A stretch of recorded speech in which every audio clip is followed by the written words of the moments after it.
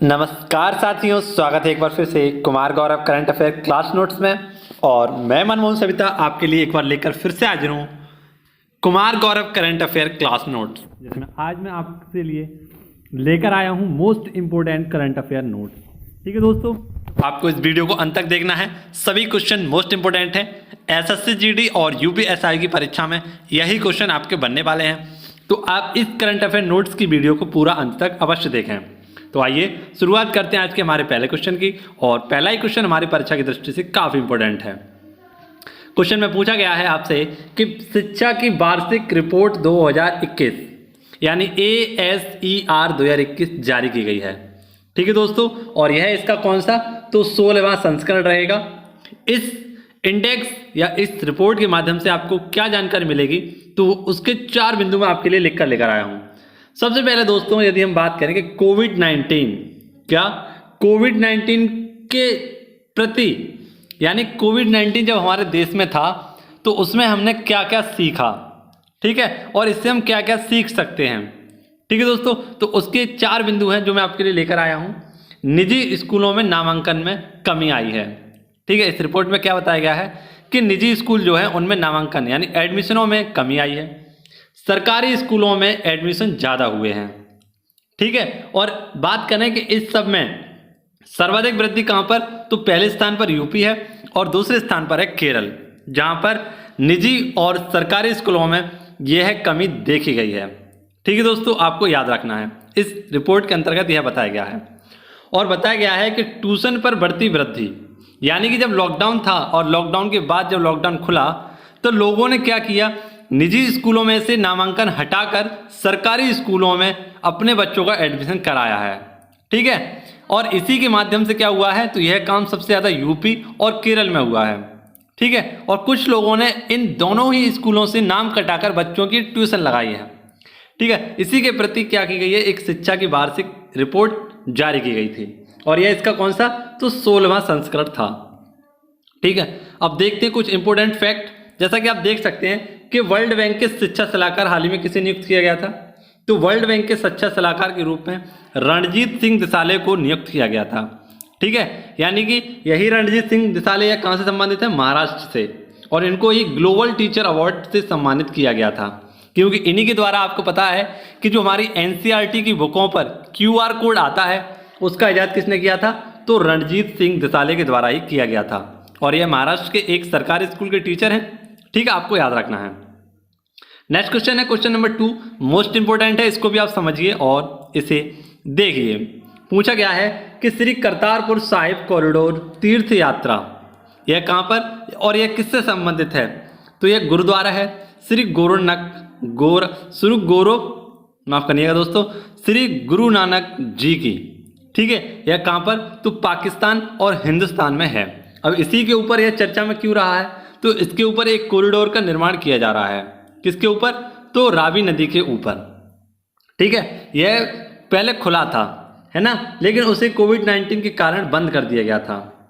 ठीक है, अब पुनः से इसको गुरु नानक जयंती पर, यानी कि 19 नवंबर की, आपको पता है कि कल के दिन ही क्या बना था, गुरु नानक जयंती बनाई गई थी।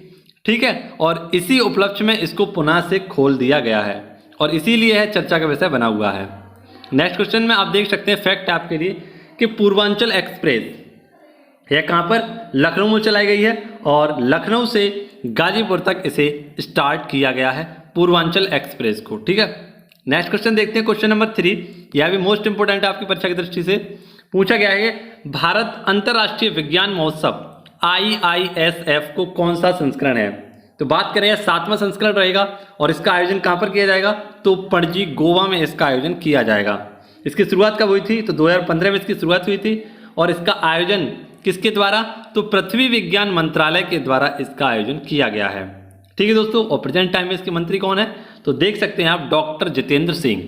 आपको याद रखना है, एक गोवा से संबंधित एक फैक्ट आपको याद रखना है कि गोवा रेबीज मुक्त भारत का पहला राज्य है, और पहला राज्य है हर घर जल वाला। तो इस सारे फैक्टों को आपको याद रखना है। नेक्स्ट आपको देखना है अगला question, question number 4। Question number 4 है हमारा, पूछा गया है कि ICC क्रिकेट समिति का अध्यक्ष तो हाल ही में आपको बता दें कि आईसीसी पुरुष क्रिकेट समिति के नए अध्यक्ष के रूप में किसे चुना गया है, तो सौरव गांगुली को। और इन्होंने किसका स्थान ग्रहण किया है, तो अनिल कुंबले, जो कि पूर्व पुरुष क्रिकेट समिति के अध्यक्ष थे, लेकिन अब हाल ही में सौरव गांगुली को आईसीसी पुरुष क्रिकेट समिति का अध्यक्ष कर दिया गया है, नियुक्त कर दिया गया है। बात करें यदि आईसीसी की, तो इसकी स्थापना आपको पता है कब हुई थी, 1909 में इसकी स्थापना की गई थी और इसका हेडक्वार्टर कहाँ पर है, दुबई में। और इसके प्रेजेंट टाइम में हेड कौन है, तो ग्रेग बर्कले। ठीक है, आपको याद रखना है। आपको याद रखना है एक और फैक्ट कि a century is not enough, यह किसकी बुक है, तो यह भी सौरव गांगुली जी की बुक है, जिसे आपको याद रखना है। Next question, question number 4 most important है और इसमें 2 फैक्ट मैं आपके लिए लेकर आया हूं जो मोस्ट इंपोर्टेंट आपकी परीक्षा की दृष्टि से हैं। पूछा गया है कि विश्व मधुमेह दिवस कब मनाया जाता है, तो हाल ही में आपको पता है विश्व मधुमेह दिवस 14 नवंबर को मनाया गया है और यह प्रतिवर्ष 14 नवंबर को ही मनाया जाता है, क्योंकि इसी दिन जिन्होंने इंसुलिन यानी कि किसकी, इंसुलिन यानी मधुमेह की दवा की खोज की थी, जिनका नाम था बेंटिंग, इन्हीं का जन्म 14 नवंबर 1922 को हुआ था। और इन्हीं के जन्म दिवस के उपलक्ष्य में क्या बनाया जाता है, तो विश्व मधुमेह दिवस बनाया जाता है। ठीक है, आपको याद रखना है। और 2021 की जो थीम रखी गई है, इसे तो आपको याद रखना है क्योंकि यह मोस्ट इंपॉर्टेंट है, मधुमेह देखभाल तक पहुंच, यह इसकी थीम रखी गई है।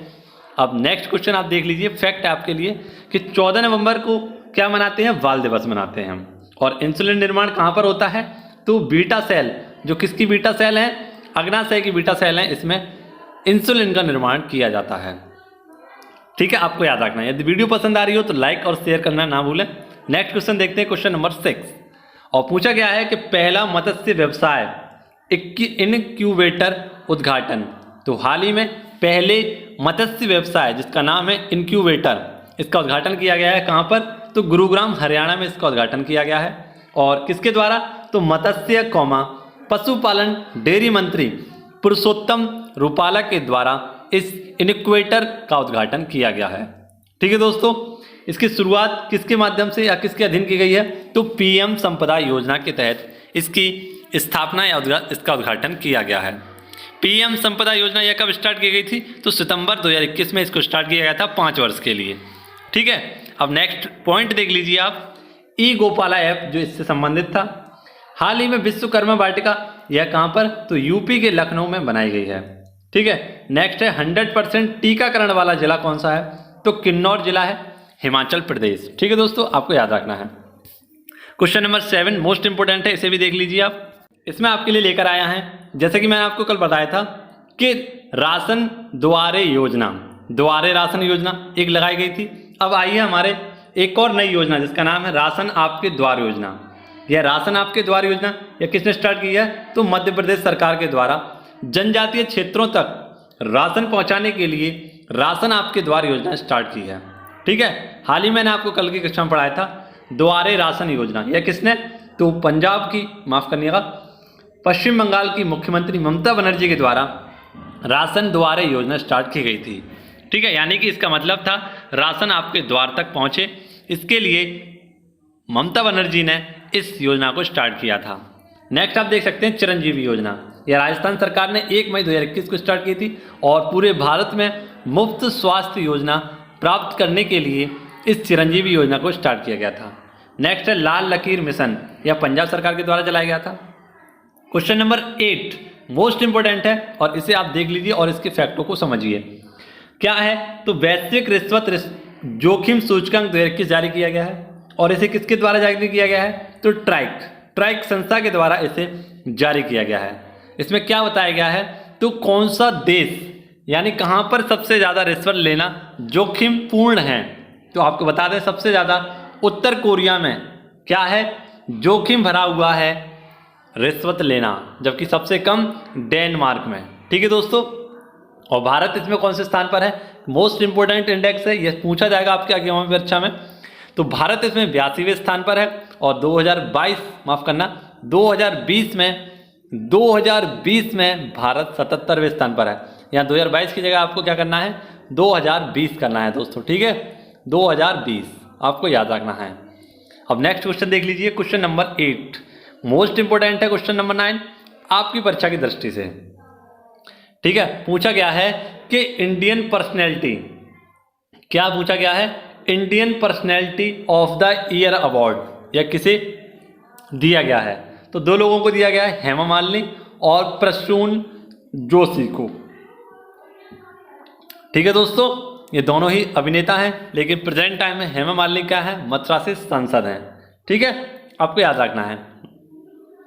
तो यह है Indian film personality of the year award किसके द्वारा, तो सूचना एवं प्रसारण मंत्रालय के द्वारा लॉन्च किए गए थे। और किसके द्वारा, अनुराग ठाकुर, जो कि कौन है, सूचना एवं प्रसारण मंत्रालय के मंत्री हैं।